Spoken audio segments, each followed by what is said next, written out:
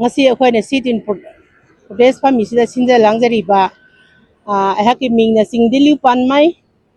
President of Rongmai Naga Law Firm Manipur. Loina na ngasi se sinjari ba sit in protest di hau khiba megi tang tara humdoi da pasar ohum phaki hat khiba adugi numdang waram pung ohum mari adai da akhoi gi naga gi mioi tran pan se phaki ba hojiki koki sing sina phakre aduga phaki ba numitigi hojiki thadorokpa hojiki mi trani thoi thadorokpa nupi miyam sidi thadok pire nupa taruk sidi thadorakte adu numituda thadorai ba nupi miyam gi chindagi akhoi na asingba paw phangbadadi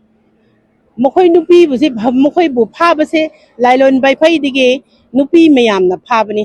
nupi miyam gi maming matha sing su pi khre masi pha khiba sing du phabi ona pi khre then hujiki nupa taruk se mokhoi gi KNFP aga underground gi terrorist sing mokhota pi khre mokhoina mun khre lau khre aduga nupi sing du na tungan thame nupa sing du na pu khre adi nupi sing se mok thadong nare ani se thadong narak padigi adubu nupa turuk di thadorak tre mafam kuina khangdre khangdabi sida akhoi ge praja mayam sina ihau to na madu mafam tang haide ba yaroi habidigi asi hojiki siedi haide adubu mokhoi mi turuk tu pirege mi train thoi se thadora o na haire adugi kanna kura to na akhoi UNC naga gi chawrabat platform adugi UNC mayam su tare tara thon khalaga mioi babu asumana tauragadi phaninga lebak si santi oina bigi damakta haidana mokhoi se mi se thadok pi khara matung sida akhoi budi sina phange ba sina phangi su khusi se karam dona si brai bu sagup yale matung haide loktho khre thong sabi khre adige madugi mathak tu thonga mama adige ma nupi ube sing nupi sing mayam du pizare na haire adige mathak ta mo sagup yale mi one si budu kanani ipurobigi masak kanano isagi masak kanano ipagi masak kanano habise khangdang khai sanga na chatta bo lamchat tu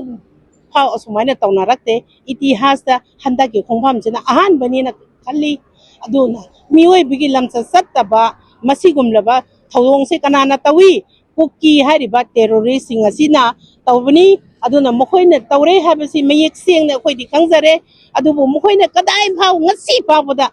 madu sagup sariba singse isani iwani inau ni haba masa khangda basi mok to hujik leiri ba mi hat se kanana hat pano haibase achumba bisar justice purakpa ngamdana laibase akhoi ge yelho mi akhoi prajami yang lai bak thibani ena lawi akna adigi di law da ba yade adubu hujiki lawraga su laibak thibani hairaga akhoi se sum tumina laigadra laibidi yaroi achumbadi mutang praja mayam se lebak se puraktragadi ing tapa lebak habdu oiroroi ha maramdi hujik thoiba thodok khonsa khulgi mi tarukki mafam khangna sagup sarga mokta thamise even hujik asau sang bharat sarkar siki chukli pail ba mayam sigi masa mawa matuda thokpa taragadi irang se tha ani chumna ngasi phabuda still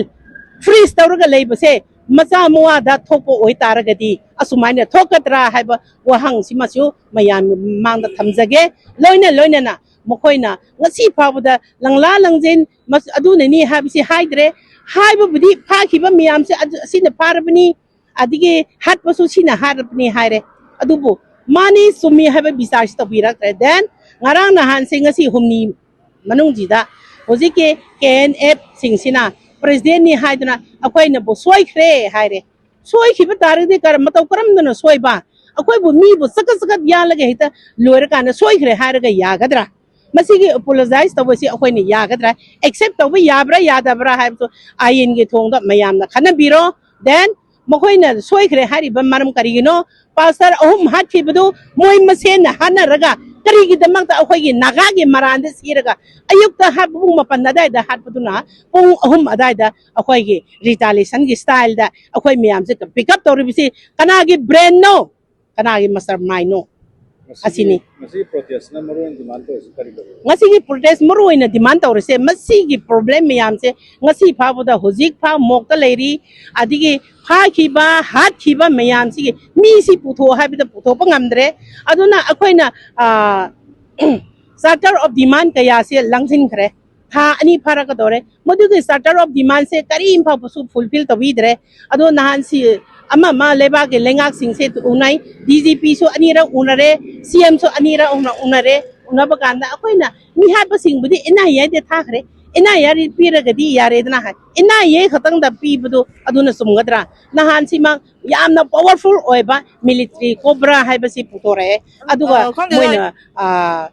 moi ge combing operation ni sathare mi mayam du sugi ke manak to da loin ma kuisile aduga phaba ngam hode ama pha to sinnare har ga moina phada dana phaba di lairo dana hojik terrorist sing se mokoina thadok khare ba loina masidu su ahoi gi achak pa maida gi amuk langsin ba oina tawre adige mokoina amuk president hojik ge ne pi duna gi ma hojik gi khongjai sing terrorist sing president duna so sorry hare taram matang da sorry no karigi naga sing na mokoi bu kari to bi ba dige mokoina sorry hari no haiba wahang sima su ahoi koki sing da hangge ba akhoi di hojik se taseng namak te masiga asumba bisa justice pa purak tragedi akhoi khongjang akhoi ne any agitation tawba yaba mayam di lai hre na ko mayam mang da thamjari se aduna ngasi si sit in protest tawle sa mathan sina ahan ba hoto ko en tawbani mafam khuting makta imphal gi beli du su tawgani tawba phabu du numit tarani akhoi ne ultimatum pigani aduna piba numit tu da kari gumba likhun ama phaw mokoina respond tawba ngamdragadi akhoi su ba hu gor pro akhoi su ngamna ba tawrakani akhoi naga sing amadi naga daga na wapam na trenga sidi ngasi mak sinja langjari bese indigenous people sing oira ta yel homi akhoi na sinja bani maramdi yel hausa akhoi se mutki batare mi mapalom di sangla pa mi na aduk yano powerful oiraga india go men sina sai tawre harga akhoi bu atombi masa done inthok pa haiba sidi lebak prajamiam gi wakhalun na kanam phau yanadre haba maram aduna masigi asumbu porak ningai se ado akoi naga phirepta yelomi akoi gi phirepti akanba mayam apun bagi phireptu lepe harga masida mokoina ultimatum piriba sida mokoina respond tawda taragadi madugi paukhum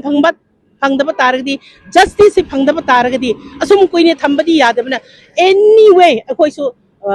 ayin mating su lauraga akhoi agitation any agitation akhoi ngamna botu akhoi tawrakani haba phirep ji mati akhoi gi achit po ena thamjare hariba